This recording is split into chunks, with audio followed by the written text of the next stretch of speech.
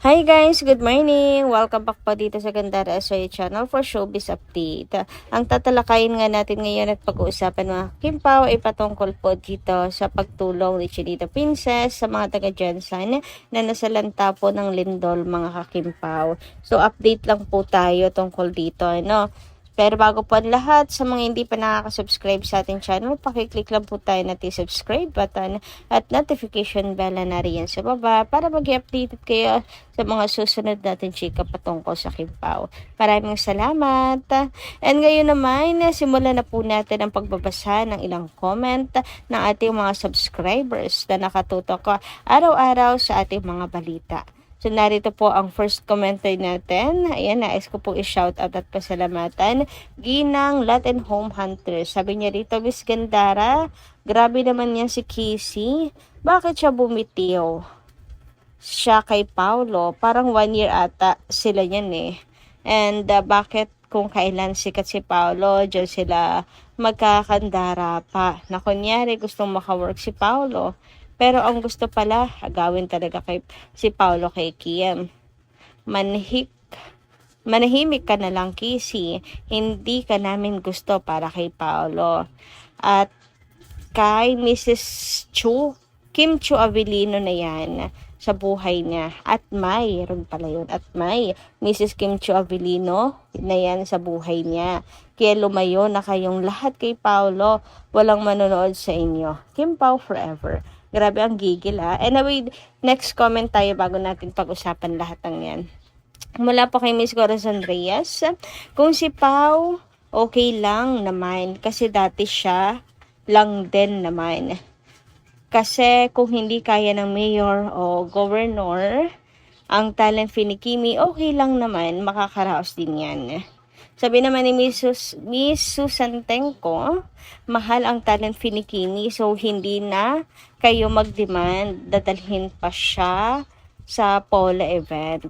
Star Magic ang in charge to transact with the organizer, so tama ng si Pau lang muna. Kung guluhin ninyo pa, baka next time hindi na mabigyan ng show ang Kimpaw. Grabe naman. Hindi naman po Kimpaw po ang magrereklamo mga kakimpaw at pagpupumilit, diba? Para pag-initan si Kim and Paulo na hindi nabigyan ng project next time. Mga fans lang naman po yun. Anyway, pag-usapan nga natin ng mga bagay na yan. So, tungkol po 70 Paulo Avelino, yes, tama kayo, okay lang din naman po kung si Paula Avellino lang mag-isa. 'Di ba? Dati rin naman po nagso-solo event si Paula Avellino. And for the support pa rin naman ng Kim Paulanchas kahit event lang siya ni Pau, 'di ba? Kasi mahal din natin si Paula Avellino. Yun nga lang medyo kulang. Ganun pa man kumbaga lilipas din yan mga kakimpaw. Marami din kasing ginagawa si Kim. Pwedeng hindi kaya ang talent fee. Pwedeng fully book na kasi si Kimi. Kaya hindi na pwedeng kunin pa mga kakimpaw. Dapat prior pa lang, pagka New Year pa lang na ini-schedule pa lang po ang mga event ni Kimi ang kanya pong time. Nagsabi na sila para na-schedule na po agad-agad sila, diba? So, ang hirap naman, baka sa time na yan ay may gawain din si Chinita Princess. Mahirap yan kung tatanggapin ni Kim. Meron po siyang hindi magagawa nun, mga kakimpaw. And may consequence yun, mga kakipi. Kasi umuo na, diba? Umuo na po sila dahil libre si Kim noon. Tapos biglang boom, may event. May magagalit. May magagalit kay Chinita Princess noon.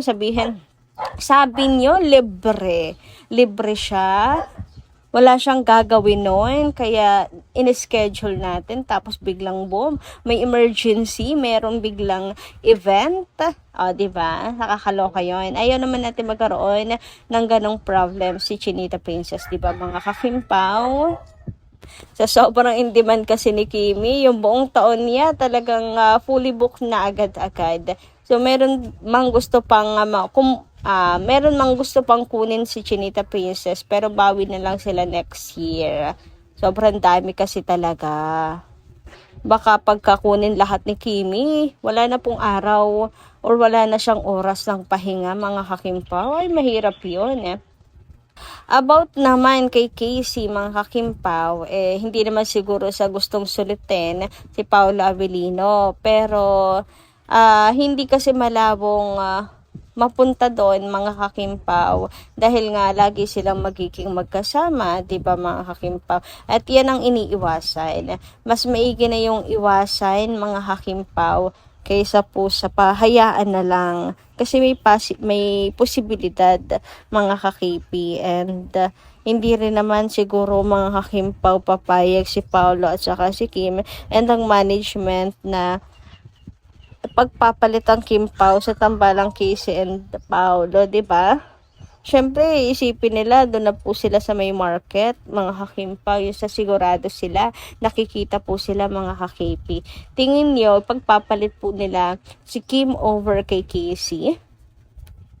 Pero lilinawin din po natin ang mga chika, mga kakimpaw, tungkol kay Casey, kasi baka mamaya niyan lumabas po na gawa-gawa lamang ng kwento ang Kimpaw Landias at nagpapaka-toxic na, mga kakimpaw. Ayoko naman ma-label po tayo at matag as a toxic fandom, mga kakimpaw. So yun po ay mga chika lang naman and wala pong basihan, mga kakimpaw, na aagawin talaga ni Casey si Kim kay Paolo. Okay, sabi nga po ni Vice Ganda, kawawa naman kayong mga mabilis mapaniwala sa mga ganyang fake news. Baka mamaya magsalita yan tapos hindi nyo rin kayanin, mga kakimpaw. Nagulo lang po ang buhay ni Chinita Princess, nagulo lang po ang buhay ni Paolo Avellino. Sa halip na wala dapat problema ang mains natin, magkakaroon ng problema. Anyway, dumako naman po tayo, mga kakimpaw, dito po sa pagtulong ni Chinita Princess sa Jensen na ibinahagi nga po ni Ma'am si Melay, ni Mika Melay, mga kakimpaw. So talagang nakakatuwa po si Kimi dahil napakabusilak ng kanyang puso. Talagang mabilis po siyang umaksyon, mga kakimpaw. And narito nga po ang ilan sa mga update natin mula sa mga natulungan ni Kim sa Jensen, mula po sa mga taga Jensen, mga kakimpaw. Sabi ni Kim, sabi dito, ayan, nagpapasalamat po sila sa hatid na tulong ni Kim Chu. Sabi nga dito sa comment, salamat Kimi sa tulong mo sa Jensen. Sa mga nasalanta sa lindol doon, iba ka talaga sa lahat. Uulanin ka pa sana ng biyaya ng Panginoon. Ulanin ka pa sana ng biyaya. Sabi pa dito, ito mismo galing po ay tato sa natulungan ni Kim. Taga Jensen ako, taga Jensen siya. Tahimik po na tumulong si Miss Kim Chu, nagpadala ng mga pangunahin namin na kailangan. Tubig at pagkain, ang bait, tapos ang ganda pa. Oh wow, grabe, no? Super talaga si Chinita Princess sa mga ganitong, maasahan mo talaga si Kim Chu sa mga ganitong mga bagay, mga kakimpaw. Although hindi niya pinapublic yung kanyang pagtulong, pero yung mga natutulungan niya mismo ang naglalantad ng kanya pong ginawa, mga kakimpaw. Hindi naman kasi ni Kimi pinagsisigawan ang kanya mga tulong na binibigay, mga kakimpaw Kasi kusang loob niya yon na ginagawa, mga kakimpaw, and walang hinihingi pong kapalit. Pero syempre, may good karma pa rin, mga kakimpaw. Lahat ng ginagawa po natin, may karma yan. Good karma or bad karma.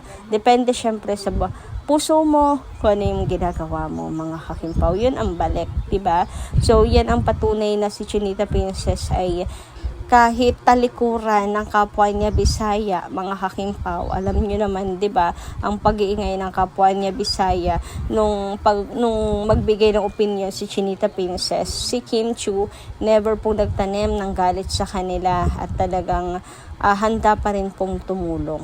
Grabe si Kim. Sobrang nakaka-touch, sobrang nakaka-proud. Ang sarap din marinig mula po sa mga mula po sa mga natulungan niya yung pasasalamat. Iba pa rin kasi yun na manggaling sa kanila mismo, mga kakimpaw. The best pa rin talaga yung mga buhay na patotoo sa kabutihan ni Chinita Princess. Kaya po talaga nag-uuma po ang blessings ni Kimi. Ayan yung good karma. Katunayan po niyan, agad po, minsan nga advanced na po ang mga blessings kay Kim Chiu. Ibang klase din, mga kakimpaw. Alam kasi ng Panginoon na talagang lagi po gagawa ng kabutihan si Kim. Kaya advanced na minsan ang mga blessings kay Chinita Princess. Tulad na lamang na kanyang magiging bagong album, mga kakimpaw, di ba? Daming mga magagandang balita. Mayroon po silang Kopino, nasisimulan na, mga kakimpaw. Tapos ngayon, meron siya tila na album dahil siya po ay nakaupo na sa iconic blue chair ng Star Pop PH, mga kakimpaw. An ABS-CBN record label. Di ba? So, confirmed na yan, mga kakimpaw, dahil Star Pop PH na po ang nag-post. So, ito nga po yung blue chair. The blue chair is the iconic signature feature of Star Pop PH, an ABS-CBN record label. It is used as a teaser milestone in their studios where artists ranging from the rising P-pop idols to established singers sit to announce or tease upcoming music release and major projects. Wow! As in, wow na wow, mga kakimpaw. So, yun lang po muna ating update. Maraming salamat po sa inyong pakikiligan. Kita-kits po tayo muli sa mga susunod natin, chika. Maraming salamat.